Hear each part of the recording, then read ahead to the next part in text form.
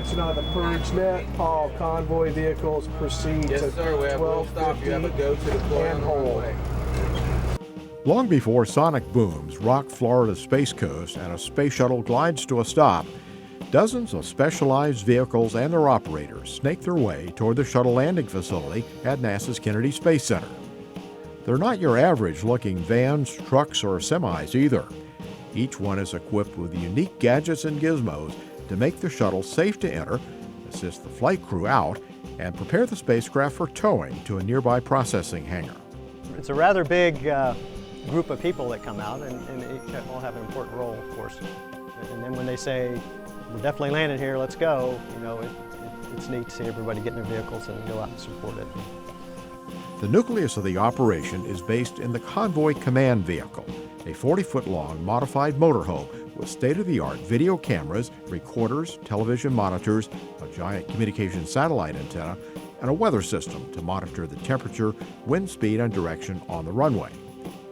And it's basically like a mini firing room in there. They have consoles and some information, and of course all the comm that's needed.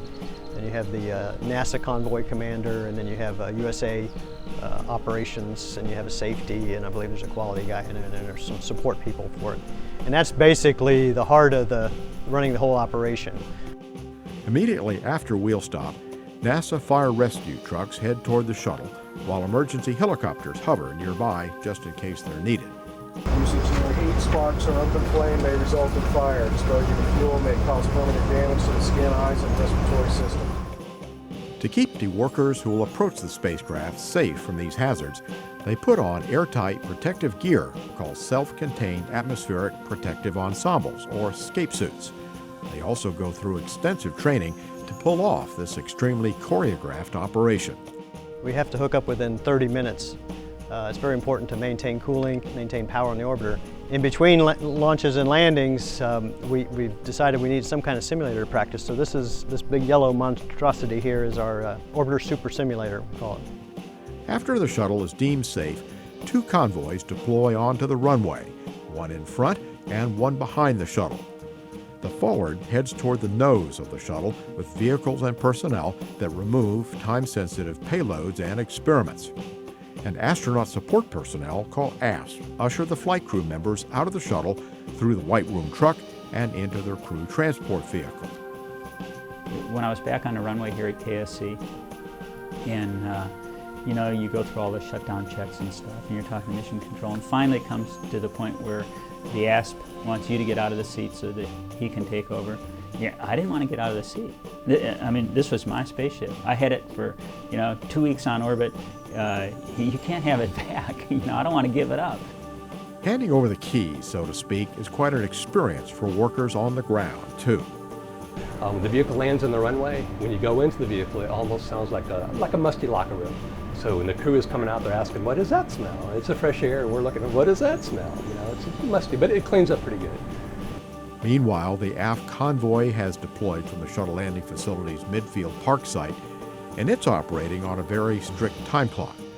First, a purge unit that pumps conditioned air into the shuttle moves into place. It sits on top of KMAG, which comes from Germany. It's a mine type of equipment, lowrider. It's got 18 wheels that raise up and down independently.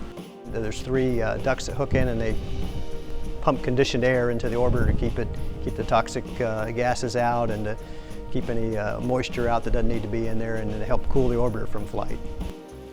Cooling the shuttle down from temperatures that reach almost 3,000 degrees Fahrenheit during re-entry is so critical it takes one more vehicle to get the job done.